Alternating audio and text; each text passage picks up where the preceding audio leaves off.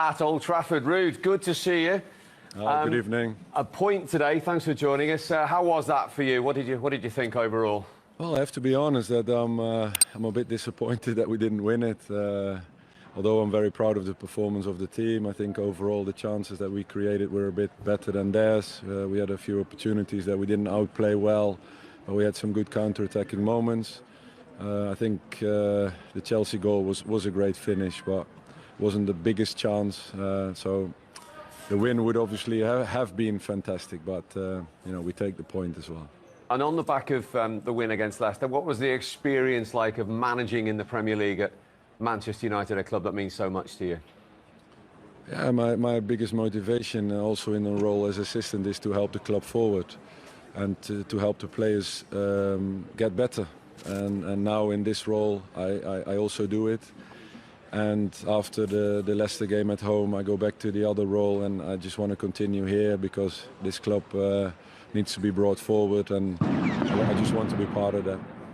And talking of relationships, Scholes's here because he made you look good on numerous occasions, Ruud. He made me look good. He did actually on many occasions.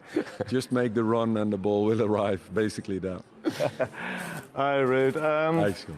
I must admit, Ruud, this week I think you've handled yourself brilliantly. I think with the media, especially, spoke really well. Now, I know you have managed before in Holland, obviously the Dutch Cup there. Is management still something you want to get into?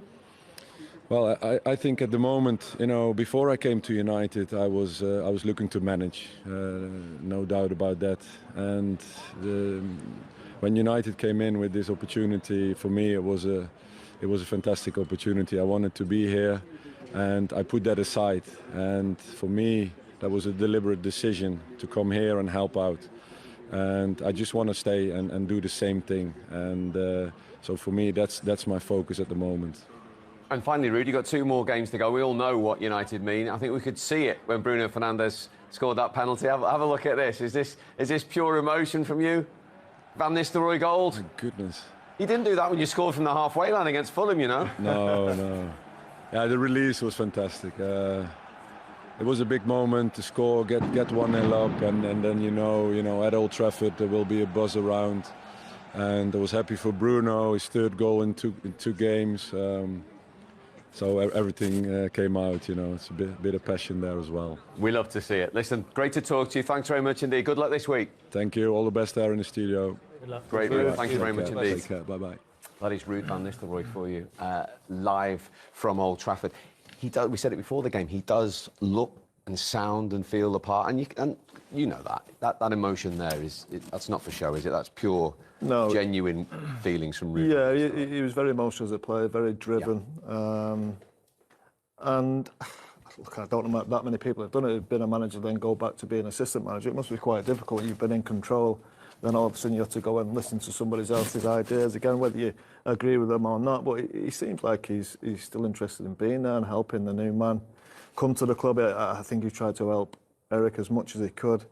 But he just looks like a manager to me. I think he's handled himself, as I said there, I think he's handled himself really well this week, and probably will do for the next couple of weeks or so as well while he's still in the job. And I think there could be a good manager job out there for him. It could be like almost a little public interview for him now these next couple of weeks, and I'm sure people will like what they see. Similar to what Michael Carrick had, the 3 games, didn't he? And then went to Middlesbrough in the Championship off the back of it.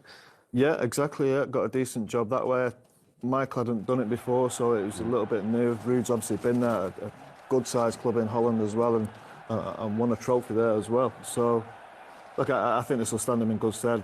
A win today against a good Chelsea team would have been good, but he's got another 2 games to try and get a bit of credibility out there. He says he wants to stay at United. I'm sure he'll want to, but if there's a job that comes up, he looks like he's more than capable of taking it tonight. He does love the club. 150 goals for Manchester United. I know you've said to me many, many times, you had this sort of special telepathic relationship for those couple of seasons with him when you played further forward, didn't you?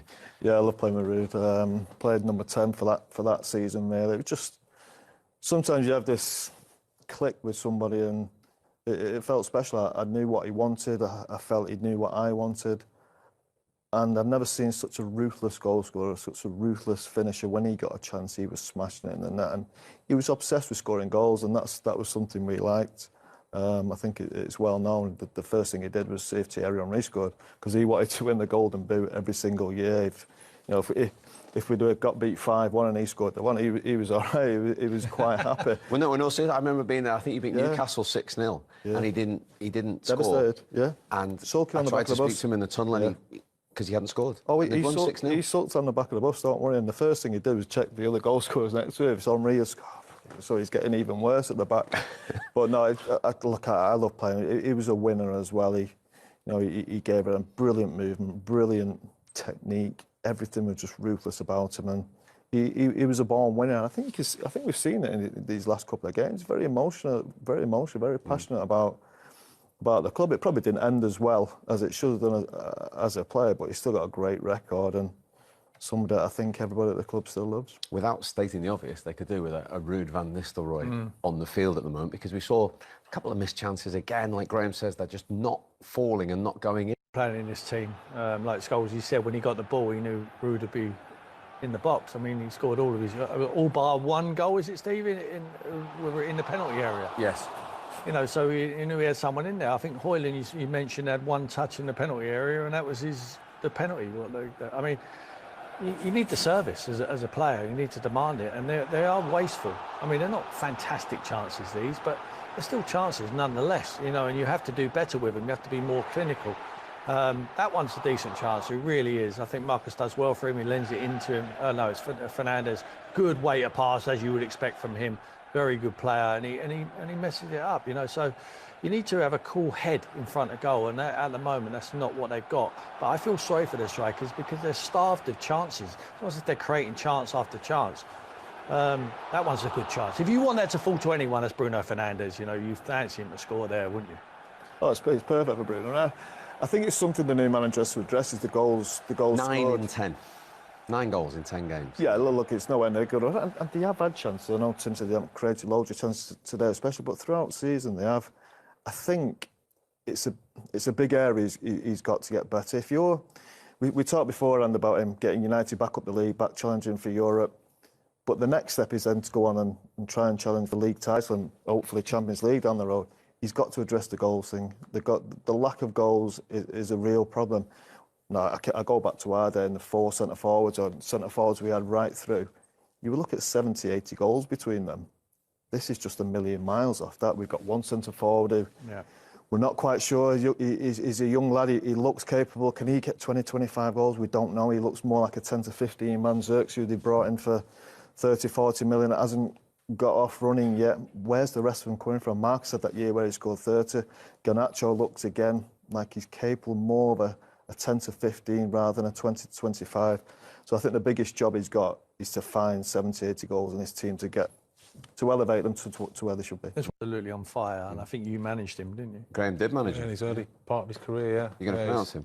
Sorry? You're going to pronounce him as well? Victor Gyökeres. Yeah, well, brilliant. I think. I didn't want Scholesy doing that. Victor would do. Big Victor. No, I mean, I don't think they're going to get him in January, but that is the obvious link with Ruben Amorim, isn't it? Yeah. Obviously, you put two and two together, it makes sense. I mean, whether the Sporting will sell him and whether United have got the funds for that is another thing. But he's a player that has surprised us a lot in terms of how well he's done. He's went to Coventry, he had a fantastic period there, and then gone to Sporting and has been absolutely wonderful. So, yeah, he's a number 9 that can score. But I think the first thing for the manager will be, what have I got here? What the strengths and weaknesses of the current group of players? Because I don't think they'll have too much money to spend